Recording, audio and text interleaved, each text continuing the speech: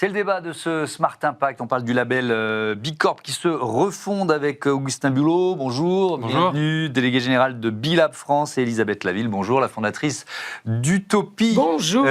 Augustin Bulot, déjà en quelques mots, Bilab France par rapport au label Bicorp, c'est quoi? Qu'on comprenne bien. Donc Bilab, c'est l'organisation internationale qui porte le mouvement Bicorp. Donc Bilab France, c'est le chapitre français de cette organisation. Et donc on parle d'un mouvement Bicorp. C'est plus qu'une certification, c'est ça? Exactement. Bicorp, c'est un mouvement d'entreprises qui cherchent à questionner la place qu'elles prennent au sein de la société.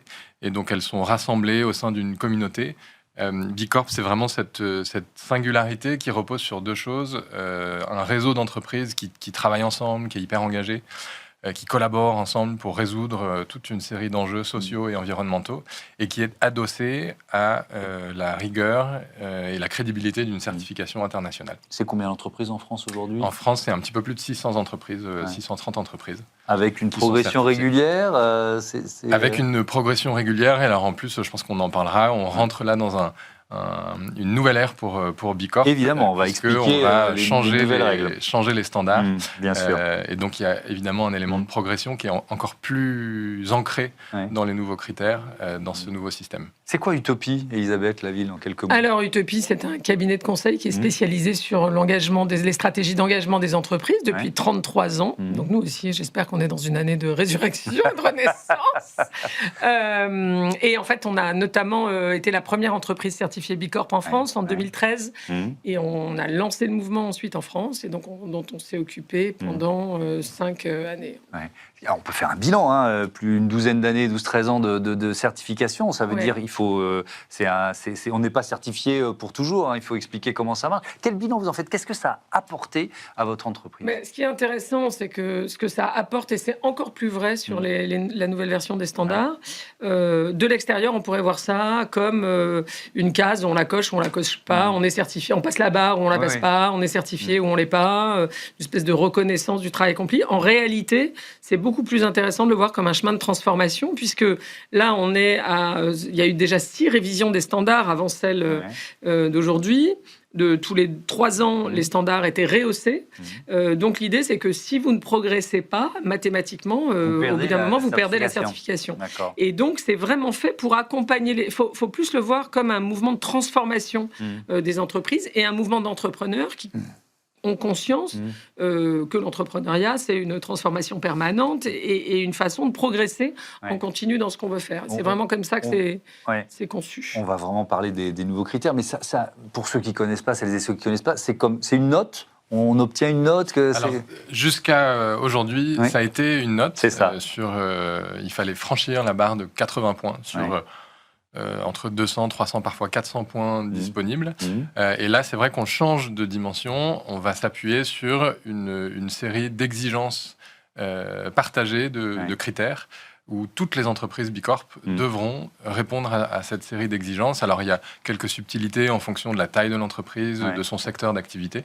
Mais ça va être le nouveau principe de fonctionnement. Qu'est-ce qui change fondamentalement? Est-ce que ça veut dire qu'une entreprise, elle doit être... Alors, je vais être un peu caricatural, mais elle doit être bonne sur tout? Sur tous les critères, est-ce que c'est un des changements? Dans ce nouveau système, effectivement, il faudra qu'elle démontre un certain niveau de performance sur un ensemble de critères. Alors après, elle pourra les surpasser sur certaines exigences, mais c'est vrai que c'est une des transformations majeures de ce nouveau système. Et donc sur un ensemble de critères qui sont rangés dans 7 thématiques d'impact qu'on pourra peut-être détailler. Allons-y. C'est quoi les 7 thématiques d'impact. Alors, il y a 2 thématiques plutôt attrait à la notion de gouvernance et de mission et de gouvernance de ses parties prenantes. Une qui est plutôt tournée, qui est très innovante, qui est tournée autour des affaires publiques et de l'action collective. Donc, on va demander aux entreprises des actions de lobbying positif et de s'inscrire dans des démarches d'action collective. C'est très... on va en reparler, ça, je trouve ça vraiment intéressant. C'est très proche des valeurs de Bicorp depuis ses débuts. Ensuite, il y a 3 thématiques sociales, une sur le travail équitable, les droits humains, et ensuite une thématique sur les enjeux de diversité et d'inclusion. Et puis 2 thématiques environnementales, une sur le climat et une plutôt sur les enjeux de circularité. Vous l'accueillez comment, cette refonte? Il y en avait besoin? Vous dites c'est bien, ça nous aiguillonne d'une certaine façon? Oui, il y en a besoin parce que, d'abord parce que le monde change, parce que les enjeux sont de plus en plus complexes, parce que d'une certaine façon, on sait qu'aujourd'hui, ces sujets sont un peu en flottement dans le monde, on va dire. Et on peut le dire comme ça. Et c'est bien de montrer que les entreprises, certaines entreprises, ont conscience qu'elles sont à nouveau en première ligne d'une certaine façon, parce qu'on voit bien que sur le multilatéralisme, les COP, ça marche pas trop. La réglementation, là, ça pousse moins que ça a poussé.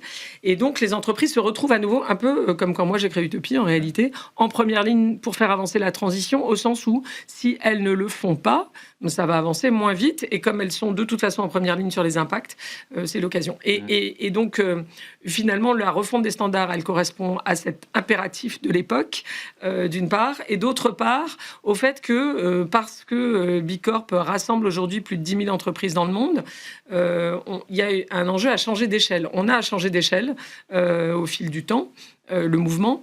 Et encore plus maintenant, parce que au fond, ce qu'on voudrait incarner, je pense, c'est, vous connaissez peut-être cette théorie des minorités actives qui dit que pour qu'un mouvement gagne et change vraiment la société, ou en l'occurrence le capitalisme, il faut qu'il représente une minorité active constituée en général autour de 10%. Ça veut dire 10% des entreprises d'un pays, 10% des entreprises d'un secteur, etc. Et à partir de ce seuil de 10%, on considère que les pratiques et la vision de la minorité active gagnent la majorité silencieuse. Ça peut devenir la norme d'une certaine façon. Ça devient la norme sociale. C'est exactement la façon dont ça se produit. Et donc, alors ça, c'est pas que Bicorp, c'est Bicorp, peut-être plus les entreprises à mission, plus un certain nombre de mouvements qui sont dans... Mais Bicorp est le plus gros mouvement mondial. Donc, on a pour responsabilité d'accélérer cette transformation et ce changement d'échelle. Je pense, il est vrai pour l'organisation Bicorp, parce qu'on a aussi des grosses entreprises qui sont devenues certifiées Bicorp, etc. Et donc, voilà, c'est une façon de changer d'échelle. Il y a une logique aussi d'auditeurs tiers indépendants qui n'existait pas forcément avant et que vous rajoutez, c'est ça ? Alors qu'on rajoute, oui. Il y a une réglementation européenne qui va arriver en septembre 2026, la Empowering Consumers for the Green Transition, qu'on soutient. On trouve que ça va donner plus de clarté aux consommateurs justement sur qu'est-ce que sont ces cadres d'exigence, que ce soit des certifications, des labels sur des enjeux de durabilité. Et dans cette réglementation qui vient encadrer les certifications, donc voilà, nous on trouve que c'est plutôt positif, ça va permettre aussi de faire un peu le tri. Il y a beaucoup de labels, il y a trop de certifications. Je ne sais pas s'il y a trop de labels, mais ça existe aussi, hein, on va pas peut-être trop de labels qui sont moins crédibles. Donc là, ce qui se passe, c'est qu'il y aura un audit qui va dépendre, je crois, du chiffre d'affaires tous les 3 ans pour un chiffre d'affaires inférieur à 10 millions d'euros, tous les 2 ans entre 10 et 75 millions d'euros, tous les ans au-delà de 75 millions d'euros, c'est ça, hein? C'est ça. Il y aura ce qu'on appelle des audits de surveillance intermédiaires. Et puis ensuite, il y aura des passages qui seront communs pour toutes les entreprises.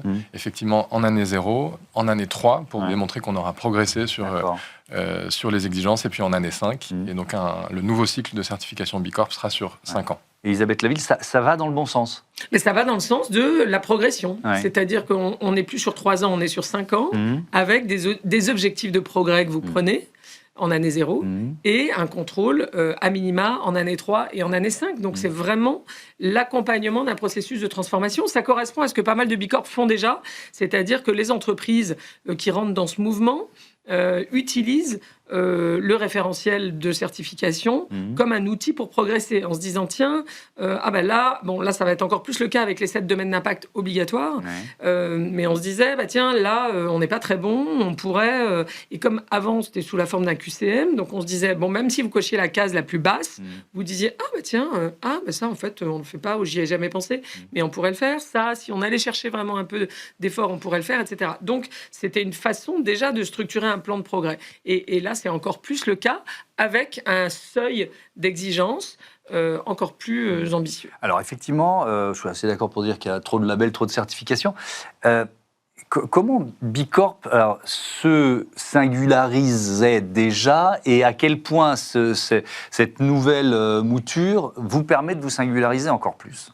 Je pense qu'une des singularités, un des points de force de Bicorp, au-delà des critères, où il y a effectivement, on a parlé de quelques éléments assez innovants dans ces nouveaux critères, que ce soit sur le lobbying positif ou la démarche d'action collective, qui sera donc exigée pour toutes les entreprises. Toutes les entreprises devront démontrer qu'elles s'inscrivent au-delà de leur performance d'impact individuel dans des démarches d'action collective. Ça, je pense que c'est assez singulier dans le paysage des certifications.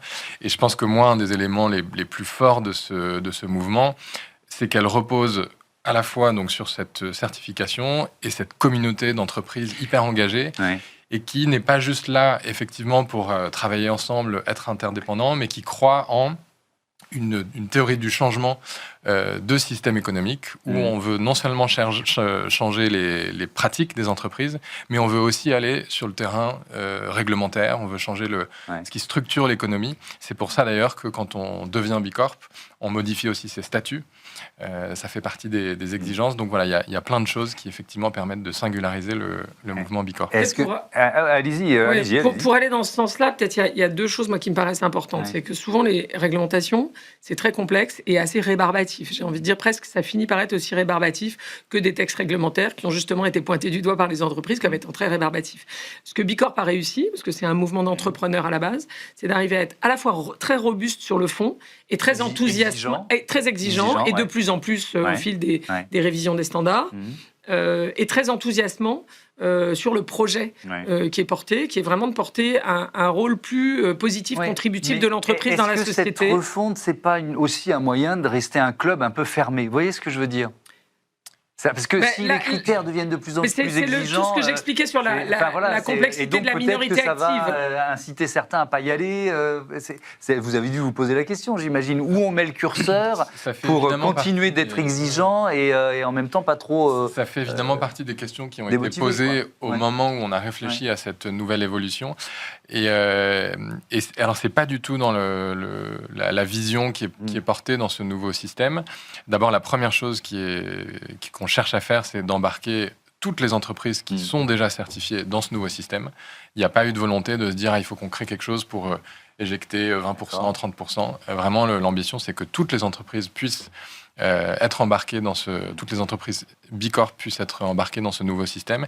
Et je pense qu'on va voir qu'avec ce nouveau système, où la première marche d'entrée, puisqu'on est beaucoup plus dans cette démarche de progrès, va peut-être en fait parler à d'autres entreprises qui, dans l'ancien système, s'y retrouvaient pas. Donc je pense que oui, il y a cette volonté d'être exigeant, d'être robuste, mais pas de rester un club il nous reste trop fermé. Seulement, je ne vous ai pas entendu sur le critère affaires publiques, là, ce lobbying en fait, qui va être c'est assez simple, c'est qu'en fait, quand vous discutez avec les gens qui font les lois, notamment sur la transition, ils vous disent que quand ils ont une loi, en gros, ils n'ont que des ONG qui sont pour, et que des entreprises qui sont contre. Et que, en fait, ça les aiderait, même en interne, vis-à-vis du Premier ministre, du Président de l'Assemblée, d'avoir des entreprises qui disent « mais nous, on pense que c'est une bonne chose, cette réglementation, et oui, ça nous contraint, mais on est prêt à faire ça ». Je voudrais insister sur 2 points, sur ce que vous aviez dit. 30 secondes, alors, challenge.